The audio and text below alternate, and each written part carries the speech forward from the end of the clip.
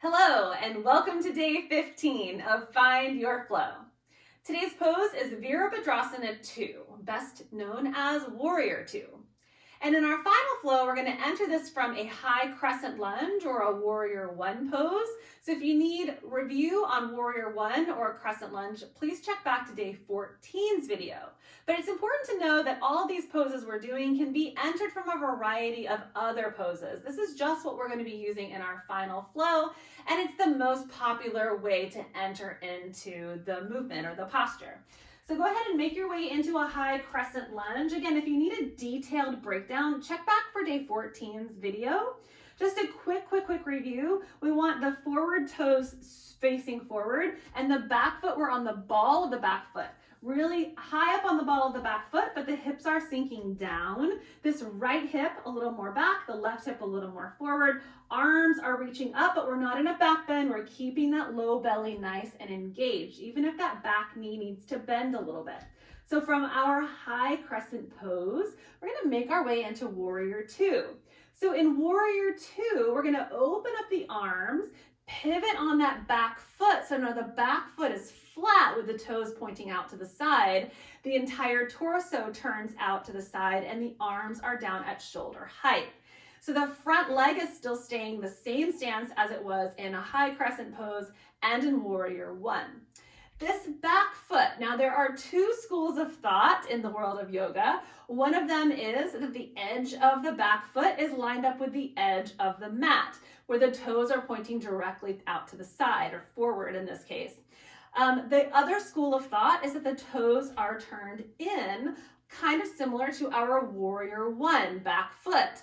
Whatever works for you is what's best. So sometimes pulling out these toes a little bit farther is a little intense on the back knee, or maybe is a little too much of a hip opening on this side. So rotating that hip so the toes are pointing more at a diagonal can sometimes be more accessible or a little more helpful, just depending on how everything's feeling in both your hips and in your knees. So just finding the back foot position that works best for you.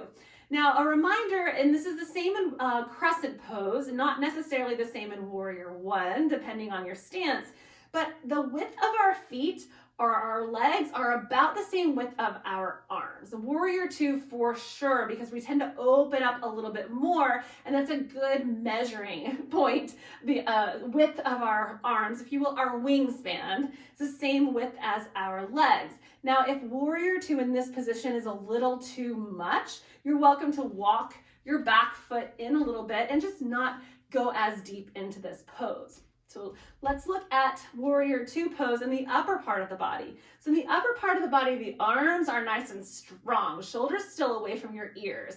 So it's like your fingertips on both hands are reaching apart from each other and your gaze is over that front middle finger. So you are a very strong warrior and you are ready for battle. Low belly is engaged. Sometimes that butt wants to tip out a little bit. So it's really important to keep everything nice and strong. And the tendency here is also to lean forward. So keep your torso over your hips, yeah? Sometimes those hips want to come out a little bit, which is why the torso tends to lean forward. So just make sure that the pelvis is nice and steady, this low hip coming in so that you can keep the rib cage stacked over the hips. Nice and strong here. Finding a little more depth in your Warrior 2 pose.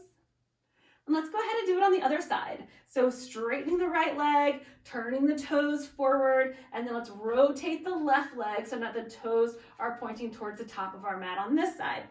Finding a nice deep bend now in the left leg and the left knee, and then finding that back foot position that works best for you. Realigning where you need to, and then finding your depth on this side. Remember, in these poses, when we're doing two sides, each side might feel a little different than the other. So it's important to gently and mindfully move into each side's posture. All right, so we're gonna look at a variation of Warrior 2 for day 16, but play around with Warrior 2, including the spacing in your feet, the strength in the arms, and play around with it and let me know how it goes. Have a wonderful rest of your day, enjoying your Warrior 2 pose. Namaste.